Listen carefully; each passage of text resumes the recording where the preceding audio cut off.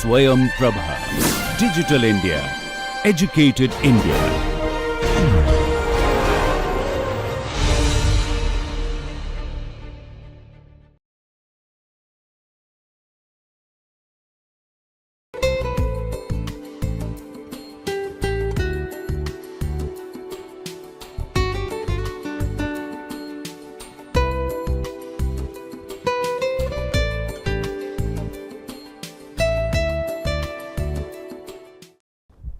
Well, this is in continuation with our earlier discussion on the interrelationship between emotional intelligence, health and well-being. So, there are some other studies also exist in scientific journals, and it is published in Journal of Psychopathology and Behavioral Assessment, volume number 28 in the year 2006, where the researchers tried to find out the relationship of emotional intelligence and social anxiety factors towards interpersonal adjustment. This also shows that how emotional intelligence positively influence one's interpersonal adjustment. However, we often seen that adjustment behavior is one of the significant characteristics of or good indicator of one's mental health status. There are many other studies also have been conducted and also published in the book Emotional Intelligence in Everyday Life. So, here Parker and his colleagues tried to find out the interrelationship between alexithymia and emotional intelligence.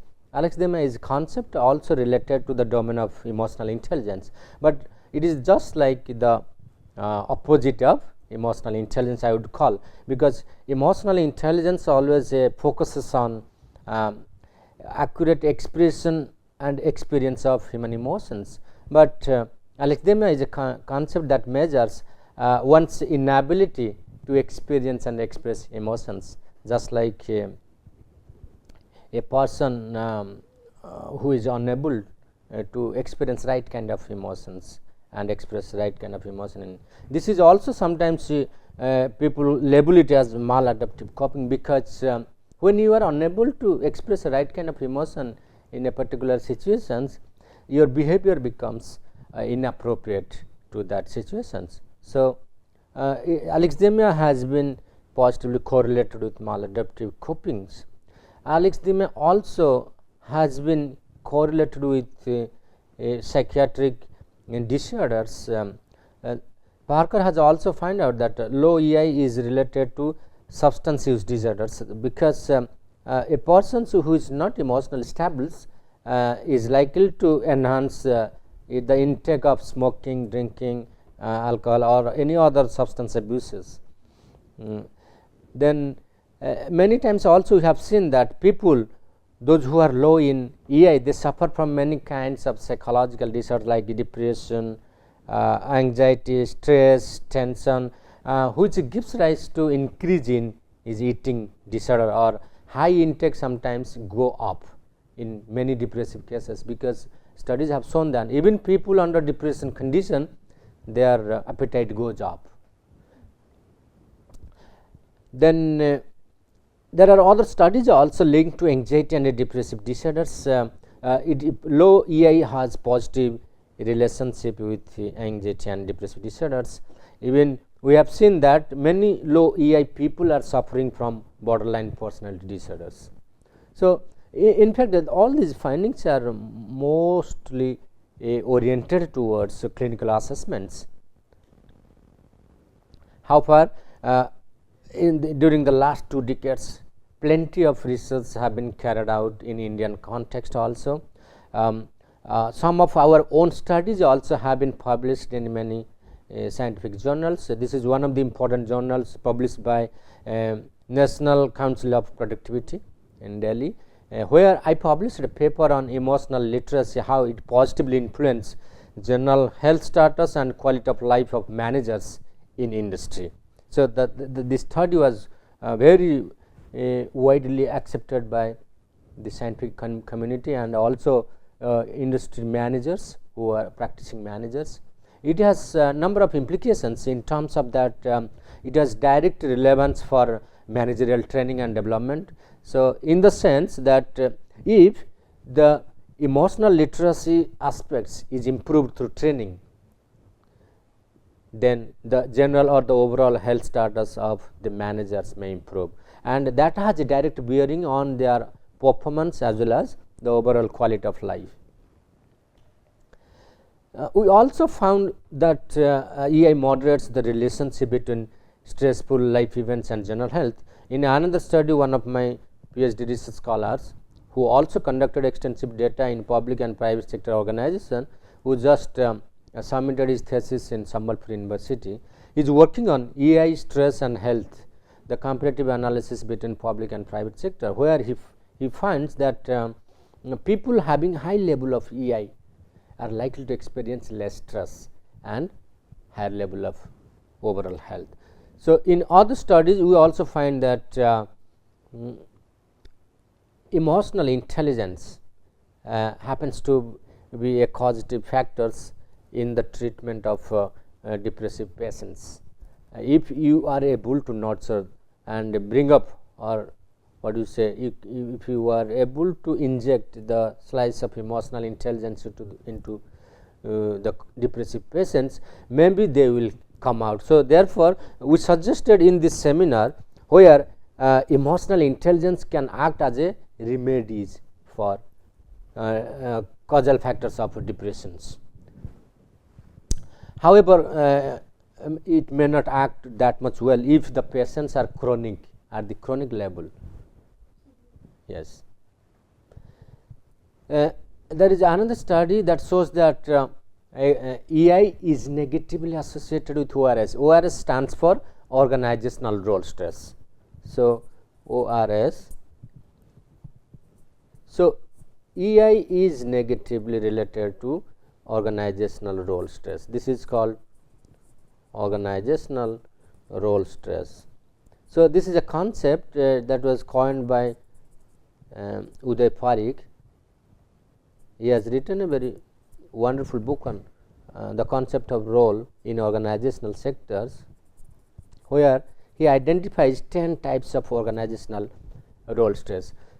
So, 3 are self related and 4 are other related, like your interpersonal, how you experience when expectations are multiple in terms, your family expects from you, your friends has expectation from you, your colleagues have expectations from you. So, out of these multiple roles, how a managers or executives experience various kinds of role stress, and that influences his personal as well as professional performance in general. So, this is another study published in Journal of Industrial Psychiatry, where Ray and Mukherjee found that EI is negatively associated with organizational role stress, and similar kind of findings also we observed in our own study recently. It has been communicated to Indian Journal of Training and Development. Maybe in the next issue it will be published. There is another important study published by Ajay Jain and Arvind Sinha. This is published in International Journal of Stress Management in the year 2015, where Jain and Sinha try to explore how EI promotes general health among the industry managers. They found that organizational supports predicted trust, assertiveness and positive self dimensions of emotional intelligence. So, in this test Professor Jain, who is right now working at MDI in Gurgaon, he tried to use the Barron's EQI scales and find out there are 3 important dimensions of this scale: trust, assertiveness and positive self concept, found to be measuring more of emotional intelligence rather than other 15 dimensions. And these 3 dimensions are directly related to one's general health.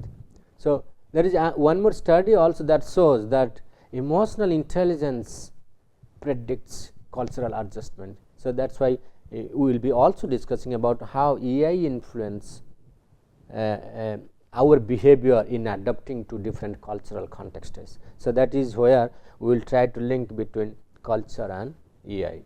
So, this is a very important article that was presented and also published in Psychological Studies by Syed Amir Jajeri and S. Kiran Kumar, Professor Kiran Kumar from Mysore University, I suppose.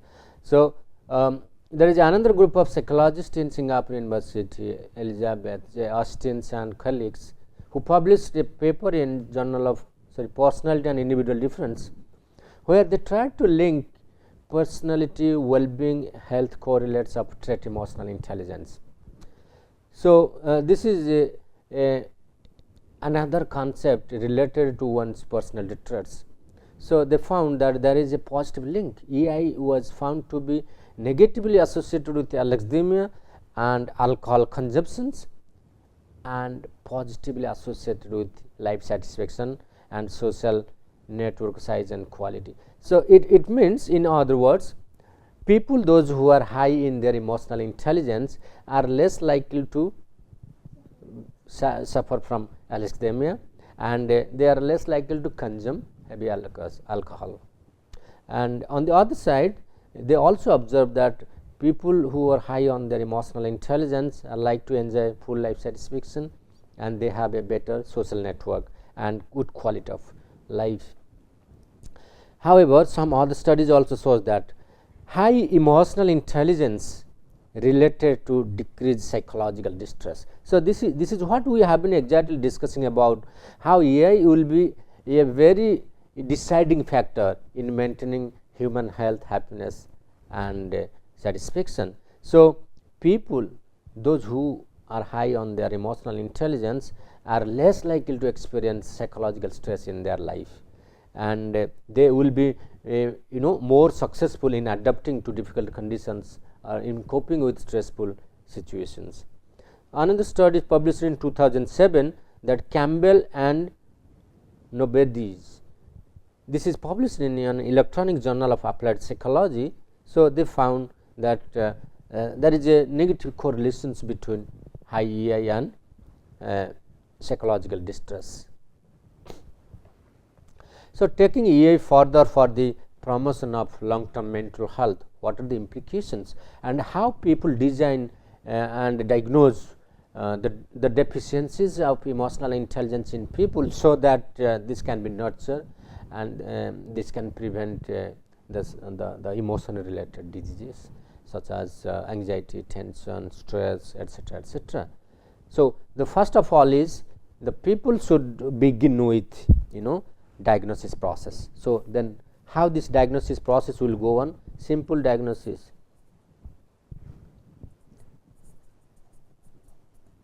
So, diagnosis require assessments,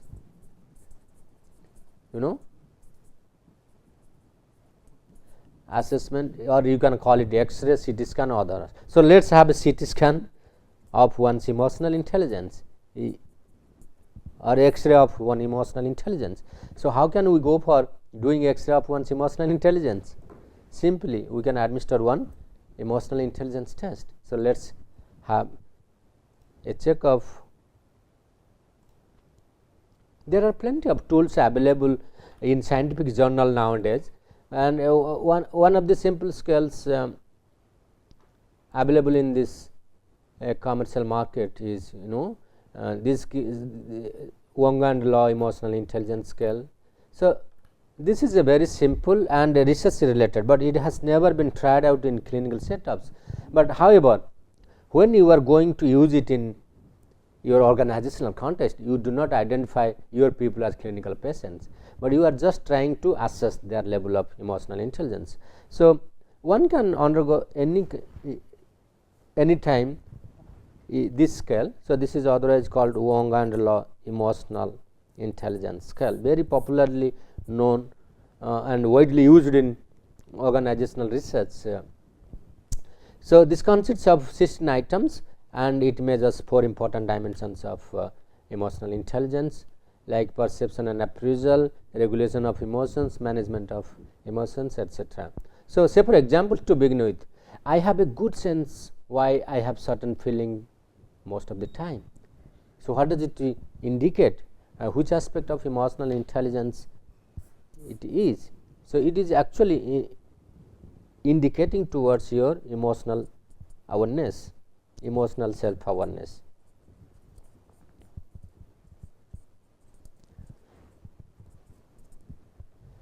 That means you are well aware of that you possess certain good feelings. So, like say for examples, you know there is a person who always creates irritations. So, you should be aware that what kind of emotion you are holding for that person. So, that is what we call the accurate assessment of one's emotions. I have a good understanding of my own feelings. Some people say, I don't know, I don't have any control when I get angry. So, it just goes up and up. So, this is where means you do not you lack emotional awareness how to control your emotions. Then I really understand how I feel. Many people say, no, it hardly matters whether somebody is laughing in front of me or crying in front of me. There are people who are emotionally freeze. They don't express any kind of reactions. If you ask, how are you? Chal raha hai. Chal raha hai means I am just okay. Is there something like okay, not okay feelings? No, feelings are not like that. I am fine, I am not fine. So, that is how emotions is labeled. I always know my friends' emotions from their behavior. Exactly.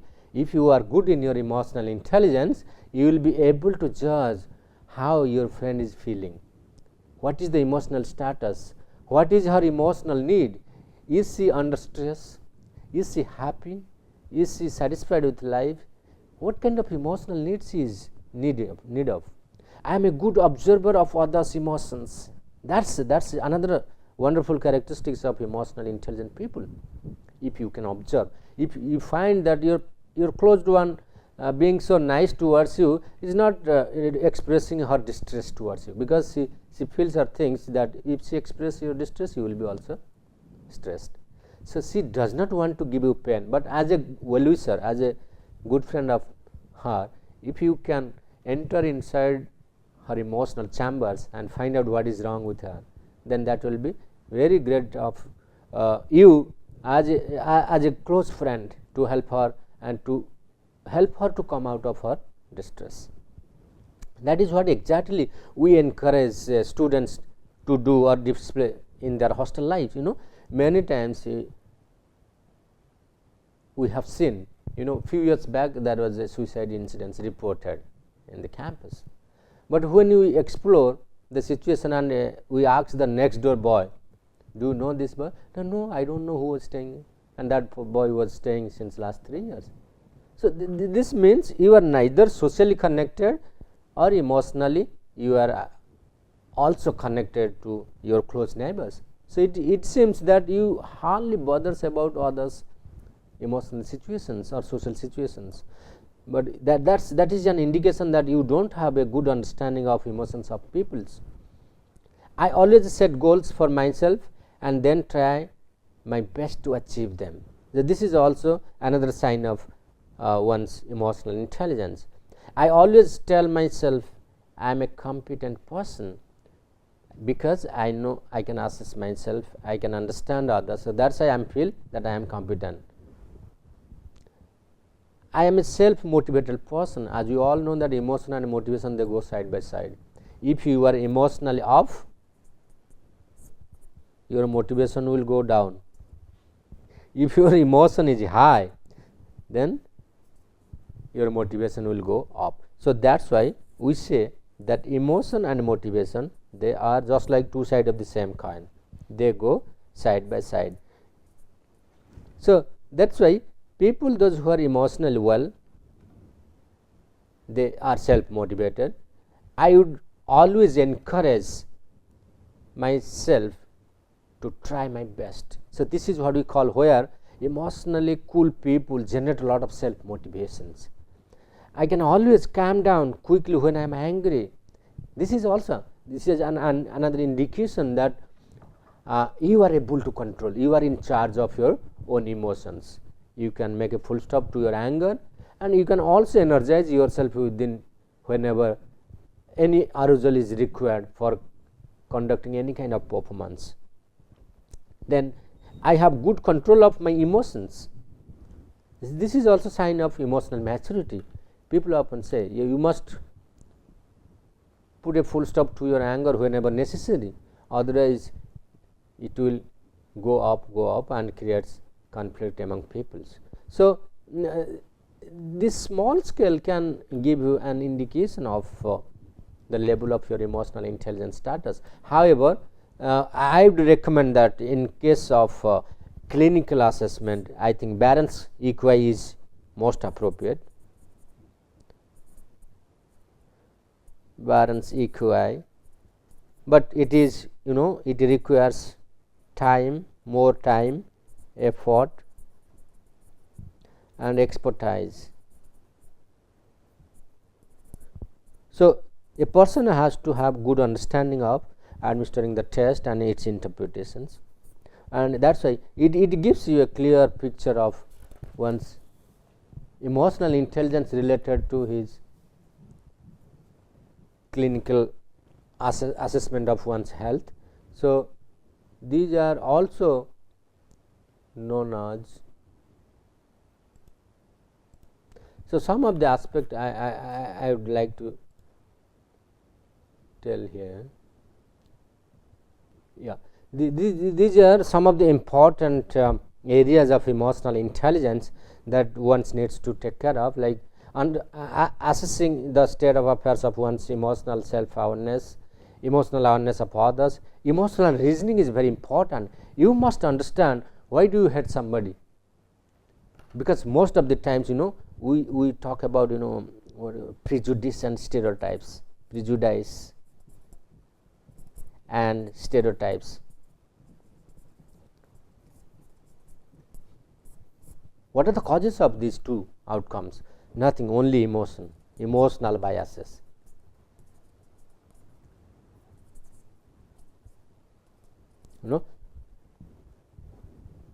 Prejudice is nothing but a negative attitude.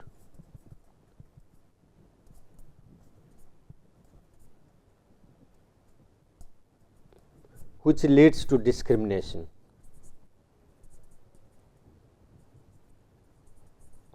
What is discrimination? Hating somebody, hating without reason. You ask a Hindu, why do you hate a Muslim person? They say, no, I just hate because I don't like them. So, now the reason is that our understanding is so emotionally loaded that we are unable to reasoning out. You ask the same thing to a Muslim, they will say, I hate Hindu peoples because no, I don't like them, that's all. If you ask why don't you like them, no, I just because my parents don't like. So, that's why we often say that education and our socialization plays a very important role in our behavior modification, development of attitude and beliefs.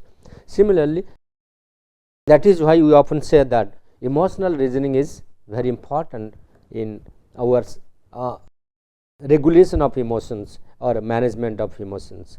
Emotional self-management, emotional management of others. Emotional self-management is, say for examples, how you take charge of your own emotions, how you control your anger, how you control your excitement. It not only necessarily that will come out of anger, tension or stress. There is every possibility that out of happiness also we create blunders. Somebody says, oh, today I am very happy, and they go to hotels for party, and after drinking too much they fight with others and create all nonsense. And this kind of incidents we have observed number of times among young students. Even mature adults also, they like to fight with each other out of nothing. So, it is just, if you are not careful, you are casual, then you may end up with a nonsense behavior.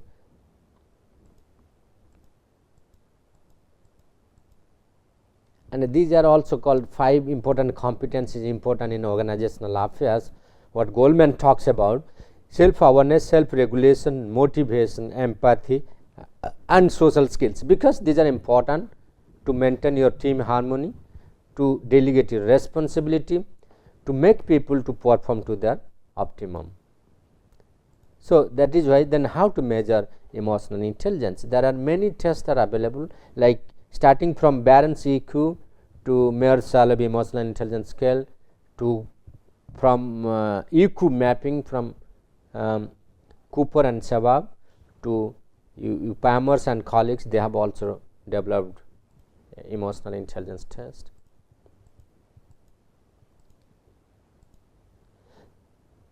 So, Palmer and colleagues, this talks about that EI based on focus group with HR professionals and business leaders involved in employee development. So, once you prepare a simple assessment of EI, that will give an indication of the status of a person in their different profiles of emotional intelligence. Then based on a simple rather than complex model, you will be able to complete a test of EI. So, they are basically talking about this EI inventory here. This is available online also, but if you want to make use of for your organizations, you can buy a test. As we all know that EI has been extensively used in work context. So, where people have tried to emphasize the key EI skills or abilities for success in business. One is the ability to bring people together and motivate them, the trust required to build productive relationship. So, one of the important way to establish or restore one's mental health or a health aspect is called to build trust and healthy relationship, healthy interpersonal relations. And yes, even we have seen in organizational affairs, if you have trust and healthy relation, you can better cope with organizational problems, because you will get strong social support, and that will create your resilient power. That is an indication of your resilience to perform under pressure. And yes, if you are confident, resilient and having ability to thrive upon stress, then you will be a courageous person. You can take strong decisions.